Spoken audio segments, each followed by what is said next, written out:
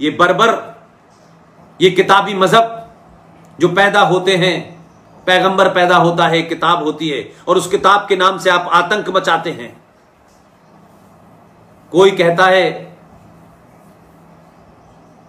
कि भाई ये जमीन जो है नहीं घूमती, कुछ सूरज घूमता है, तो उस किताब के मानने वाले उसे मार देते हैं। ये किताबें कुछ नहीं है, ये मजहबी किताबें, ये मजहब जो पैदा होते हैं, ये गिरोह हैं, गिरोह। ये कब्जा करने के लिए पैदा हुए हैं, और मजहब का नाम लेकर के उनको उस तरीके से बताया जाता है, ओहो आप ये काम अल्लाह के लिए कर रहे हैं, यीशु के लिए कर रहे हैं। कौन सा ऐसा अल्लाह है जिसने कहा है इंसान को मारो, उसको कन्वर्ट करो, उसका रेप करो, यह सब जायज है? वो पूरी दुनिया में कहते हैं कि हमसे ज्यादा कोई सुपीरियर नहीं है, लेकिन ताज्जुब की बात यह है कि ये इस्लाम के मानने वालों ने 1400 साल में एक कैंची नहीं बनाई, एक सुई नहीं बनाई, और ये इतने एहसान फरामोश हैं कि काफिर की कैंची अगर ना होती तो ये मुसलमान भी ना बन पाते। तो इनका तो अजब अजब मामला है। ये काफिर की सारी चीजों का इस्तेमाल करेंगे और चाहेंगे कि कोविड के बीच में जल्दी से अल्लाह सब कुछ ठीक कर दे, ताकि हमारे बच्चों की शादियां हो, जलसे करें, जुलूस निकालें, मस्जिद में जाके नमाज पढ़ें, और जब काफिर कोविड की दवा निकाल देगा उसे खाएं, और फिर मस्जिद में जाके कहेंगे अल्लाह इन काफिरों को खत्म कर। कमाल के लोग हैं, कमाल का मजहब है भाई। लिहाजा भारत का युवा,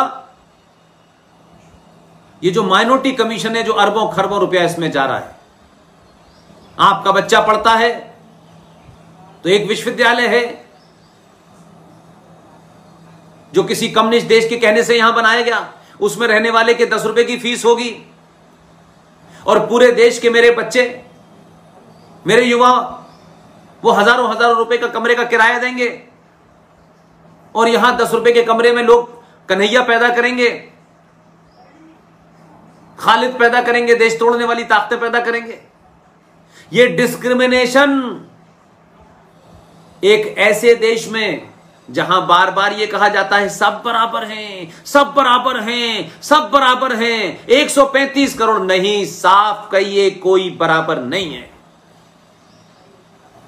कोई बराबर नहीं है। बराबरी के चादर में इस देश के तोड़ने वाले मजहबों को आप ताकत दे रहे हैं।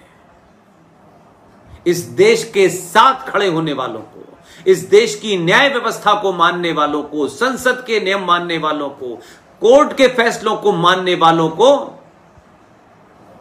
आप कमजोर कर रहे हैं।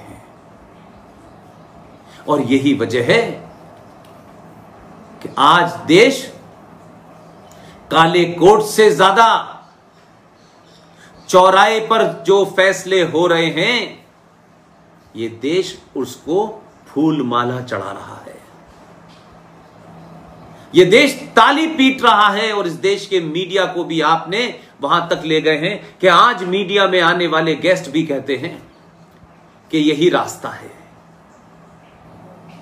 ये अपनी न्याय प्रणाली के प्रति, इस देश के कानून संविधान के प्रति इतनी निराशा बहुसंख्यक समाज में पैदा न हो जाए कि अगर 5-10% लोग भटक गए तो अनारकी होगी इस देश में और कुछ नहीं होगा। लेकिन क्योंकि वो 90% समझते हैं कि ये देश हमारा है,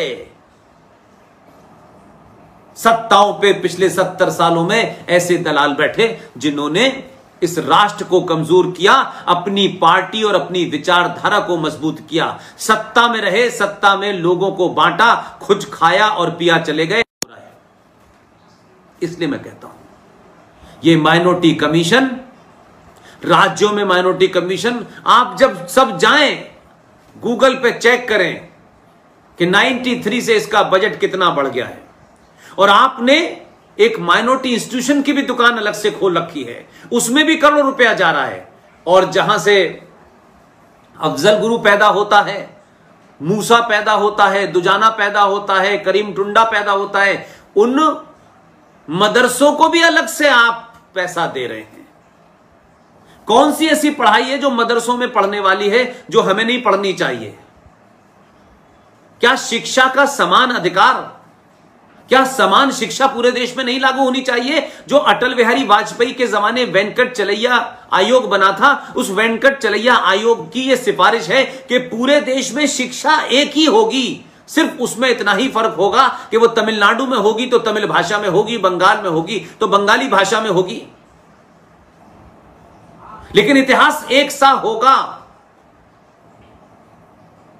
नहीं किया आपने, क्योंकि आप इस देश की एक रूपता को नहीं बनाना चाहते, क्योंकि जैसे अंग्रेजों ने राज किया, क्योंकि अंग्रेज ही तो आपकी पार्टी का फाउंडर था, उस पार्टी का फाउंडर ही अंग्रेज था भाई। जो पार्टी सत्ता में है, जिसके वंशज आज जो है गली, वही तो है। तो आपने भी रूल करने का तरीका वही समझा। 2014 में आपने कहा जैन को भी अल्पसंख्यकों में कर दो और हिंदू धर्म को और हिंदू सोसाइटी को डाइवर्ट करो। फिर आपने कहा जाटों को भी अलग कर दो। फिर कर्नाटक का चुनाव हुआ तो आपने लिंगायत की बात शुरू कर दी, वहां उनको भी अलग कर दो, भाषा पे अलग कर दो, इलाके पे अलग कर दो। अलग करते करते देश ने आपको अलग थलग कर दिया है। यह देश 2020 का देश है जिससे आप कुछ छुपा नहीं पा रहे। जब तक एक तरफा नैरेटिव था तो यह देश जैसा दिल चाहे वैसा चलाया, वीर सावरकर के बारे में खूब झूठ फैलाया, और इस देश को में ऐसे 30-35 करोड़ हैं जिहादी जो उस झूठ को इसलिए चलाए रखना चाहते हैं क्योंकि उस झूठ के कारण उनकी वो सच्चाई पता ना चले। मौलाना आजाद जैसे फ्रॉड के बारे में बात ना हो, फखरुद्दीन अली अहमद जैसे फ्रॉड के बारे में बात ऐसा ना हो, और जो प्रोफेसर नूरुल हसन था जिस मक्कार ने इस देश का इतिहास लिखवाने के लिए जो कमेटियां बनाई, उनके बारे में चर्चा ना हो। इनको इधर ही रखो फंसा करके। लिहाजा 2020 के भारत में जो इस नई चेतना का मैं माहौल देख रहा हूं, आज भी बॉम्बे के एक बहुत बड़े रेडियो जॉकी ने मुझे फोन किया, कई लोगों से उन्होंने मेरी वार्ता कराई। ये जो करिश्मा भोसले ने किया है, ये इसी चेतना के कारण है। जितनी समाज में लोगों को जगा दोगे, किसी के खिलाफ नहीं ना, संविधान के खिलाफ जो भी षड्यंत्र हुए हैं, उन षड्यंत्रों को उजागर करना किसी के खिलाफ नहीं है, किसी सत्ता के खिलाफ नहीं है। इसलिए व्यवस्था बदलने की लड़ाई लड़ी जाए। सत्ताएं बदलते रहे हैं, सत्ताएं आई हैं जाएंगी, राष्ट्र परमानेंट है, राष्ट्र रहेगा तो सत्ता है। अगर राष्ट्र ही नहीं रहेगा तो राज किस पे करेंगे? हमने 70 सालों में आम आदमी की पूरी सोच है वो राज सत्ता के, इसलिए राज सत्ता को मजबूत इसे बिठाइए, उनको चाट दीजिए कि हम आपको वोट इसलिए देते हैं। हम निजी तौर पे हमारा कोई एजेंडा नहीं है, जो आपने शुरुआत की है 2014 से, धीरे धीरे इन सरकारों में भी और मजबूती आएगी।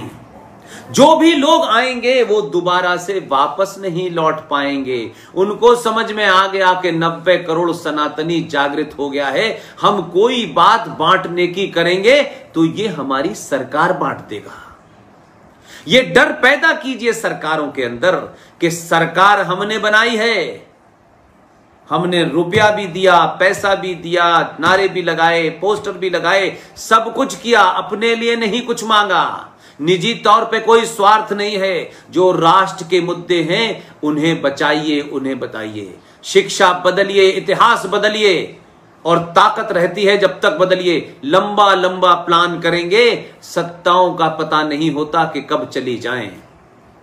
सत्ता परमानेंट नहीं है, लेकिन हम ऐसा मजबूर कर देंगे कि बनाए हुए जो पिछले 5-6 साल में आपने माहौल बनाया है, इसको जो तोड़ने की कोशिश करेगा, जो राष्ट्रवादियों को कमजोर करने की कोशिश करेगा, जो सनातन के खिलाफ कुचक्र करेगा, जो काशी के मंदिर का उद्धार करेगा, जो मथुरा में नाजायज तरीके से मंदिर तोड़ करके मुस्लिम मुगल बादशाहों के जो यहां नाजायज औलादें रहती हैं, जिनको बड़ा शौक है अपने आप को बाबर रोड और अकबर रोड रखवाने का, औरंगजेब रखवाने का, उन ताकतों को कमजोर कीजिए। दिल्ली की सड़कों पर एक भी ऐसा आक्रांता जिसने भारत के ऊपर हमला किया हो, वो जितने भी अंग्रेज हो वो भी नाम बदले गए। क्या कनॉट प्लेस का नाम नहीं बदला गया? तो आज नाम बदलने में क्या प्रॉब्लम है? अगर आप ये कहते हैं कि सत्ताओं में जो लोग आते हैं वही तय करते हैं, तो क्या तो आपने तय किया ही ना। तो 5 साल में एक आदमी प्रधानमंत्री रहा, अपनी माताजी की लाश के से उपजी हुई सहानुभूति से लगा दी, तो वीर सावरकर की क्यों नहीं लगेगी? छत्रपति महाराज शिवराज की क्यों नहीं लगेगी? सुभाष चंद्र बोस की इंडिया गेट पे क्यों नहीं लगनी चाहिए? क्योंकि इन्होंने सत्ता की दलाली नहीं की, आपने झूठा प्रचार किया ताकि लोगों में इनके पुरुषार्थ को कमजोर किया जाए। सावरकर के बारे में आपने अलग अलग किताबें निकाली, उस किताब के माध्यम से आप जनमानस को मूर्ख बनाना चाहते हैं।